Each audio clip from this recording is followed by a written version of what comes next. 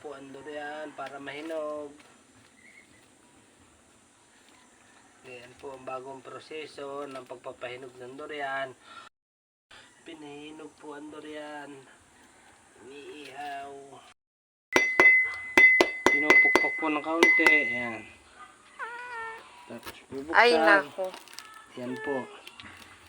Yan po ang epekto ng durian. Ay, kita nyo naman po. Ay. Pagkakasarap. Oh, Charles, magugas ng kamay. Dali. Magugas ka ng kamay. Dali. Dali. Oh, yan oh, dilaw. Yan po ang epekto ng pag iniihaw ang durian. Yan. Dali, Charles. Ang dami ng laman. Bilisan mo. Saan ka? Yan po.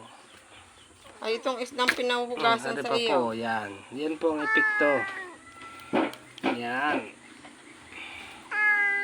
Ang dami ng laman. Oh.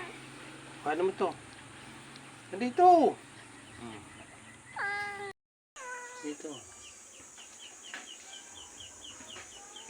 Yan po, oh, napakatamis.